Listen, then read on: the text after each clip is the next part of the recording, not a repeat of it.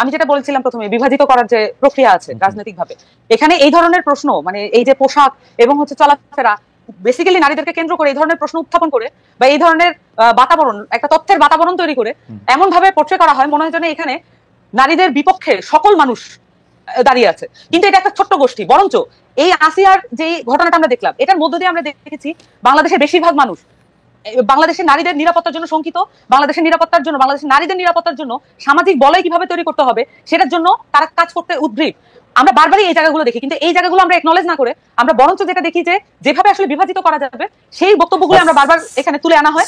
এবং তাতে আমি আসলে বিভাজনের জায়গাটা যাইতেই চাচ্ছিলাম না, সেই জন্য আমি আপনাকে প্রশ্নটা যেটা করতে চাচ্ছি সেটা হচ্ছে যে জাতীয় নাগরিক পার্টি এইটা মনে করে কিনা আমি কোনো বিভাজনের মধ্যে, আমি অনেক ধরনের প্রেসক্রিপশন দেখতে পাচ্ছি, কিন্তু প্রেসক্রিপশন এমন আসতেছে যে ধর্ষণ হইতো না যদি না সে একটা মাহারাম রেনে চলাফেরা করতো, ধর্ষণ হইতো না যদি না তার একটা পোশাক ঠিক থাকতো, ও এখানে এই দুষ্টামি করতেছে, সিগারেট খাইতেছে, তারা মারা ঠিক আছে। আমি বলতেছি হচ্ছে এই জায়গা থেকে জাতীয় নাগরিক পার্টির কি অবস্থাটা কি সেটা আমি বুঝতে চাইতেছি। খালেদ ভাই, একটা রাজনৈতিক পার্টি কখনোই এই ধরনের একটি বিষয়ে মন্তব্য করে না, তাদের মন্তব্য হয় ওভারঅল জনগোষ্ঠী কেন্দ্রিক। আমরা যখন নারীদের পোশাক আশাক কি হবে, পুরুষদের পোশাক আশাক কি হবে, শিশুদের পোশাক আশাক কি হবে, সবকিছুর জন্য যদি প্রয়োজন বোধ করি আমরা জাতিগতভাবে, তাহলে আমাদের জন্য বোর্ড গঠন করে দেওয়া হোক, রাষ্ট্রীয়ভাবে সেটা পৃষ্ঠপোষকতা দেওয়া হোক।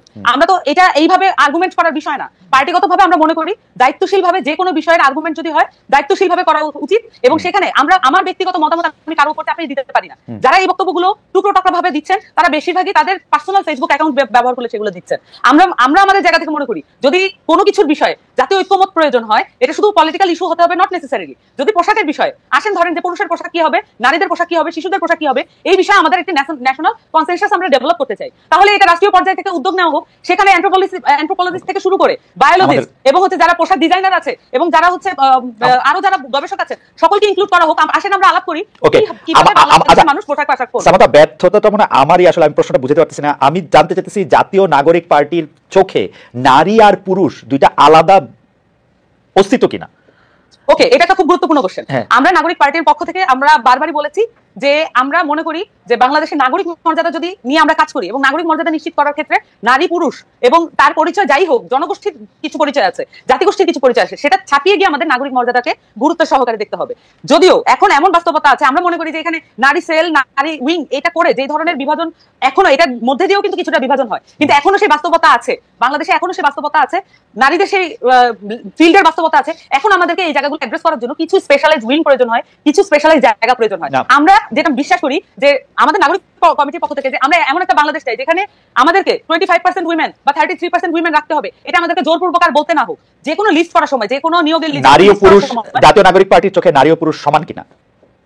নারী ও পুরুষ শুধু সমান না, এখানে নাগরিক মর্যাদার আন্ডারে আমি বারবার বলছি, এখানে ওয়ার্ল্ড যদি আপনি পলিটিক্যাল সায়েন্সের জায়গা থেকে দেখেন, তাহলে যদি আপনি মডার্ন স্টেট হিসেবে বাংলাদেশকে রিপ্রেজেন্ট করতে চান, তাহলে যদি মডার্ন স্টেটের আমি নাগরিক পার্টির আমি বাংলাদেশের কি করতে চাই না চাই সেটা আমি চাই না, জাতীয় নাগরিক পার্টি কি চায় সেটা বলেন। আমি একদমই বলছি নারী পুরুষ সমান। যদি আপনি মডার্ন স্টেট হিসেবে যদি দেখতে চান এবং সেই সাথে মডার্ন স্টেটের আইডিয়া অনুযায়ী সিটিজেনকে যেভাবে দেখতে চান, সেভাবে নাগরিক পার্টি আসলে নারী পুরুষ বলেন এবং যত রকমের নাগরিক আছে সকলকে একই আমব্রেলা নিচে বিচার করবে এবং কারো নাগরিক মর্যাদা কোনোভাবে যদি ভুলন্টিত হয় সেটার বিপক্ষে নাগরিক পার্টি দাঁড়াবে। এবং সেই ক্ষেত্রে নারী আর পুরুষের মধ্যে কোনো বিভেদ আপনারা দেখছেন না জাতীয় নাগরিক পার্টি? আমি বলেছি এখানে বাস্তবতা আছে, আমি বারবার বলেছি এখানে বাস্তবতা আছে। এখনো আমার কি মনে হয় যে 2025 সালে, সামান্তা 2025 সালে আসে কি প্রশ্নটা এত কঠিন যে এটা আসলে বাইনারিতে জবাব দেওয়া যায় না যে নারী আর পুরুষ সমান কি সমান না? ভাই আমি এটা বাইনারি পলিটিক্সের মধ্যে আজকে 53 বছর ধরে আমরা আছি, বাইনারি পলিটিক্সের মধ্যে আমরা 53 বছর ধরে আছি। আমি আপনাকে প্রশ্ন করেছি নারী আর পুরুষ আপনি সমান দেখেন কিনা আপনার পার্টির চোখে? এই বাইনারিতে আপনি আসতে পারবেন না, এই বাইনারিতে আপনি আসতে পারবেন না এবং এইসব জায়গা থেকে কখনোই বাইনারি ভাবে যে কোনো উত্তর দেওয়া দায়িত্ব জ্ঞানহীনতা। আচ্ছা ঠিক আছে, তাহলে আপনি বাইনারিতে না দিয়ে আপনি টারশিয়ারি ভাবে দেন যে নারী আর পুরুষ আসলে সমান না, নারী আর পুরুষ সমান। আমরা এই জায়গায় ভাবে দিয়েছি, আমি বলেছি যে কনসেপচুয়ালি নারীকে আমরা কিভাবে দেখি এবং আমরা তার মর্যাদা নিশ্চিত করার জন্য কি ধরনের পদক্ষেপ নিই। আমি আপনার উত্তরটা বুঝতে পারি নাই, আমি আবার আসবো আপনার কাছে। আপনি সমান বলছেন কিনা সেটার ব্যাপারে আমি আপনার কাছে জানবো, আমি আবার আসবো আপনার কাছে। আপনাকে ধন্যবাদ।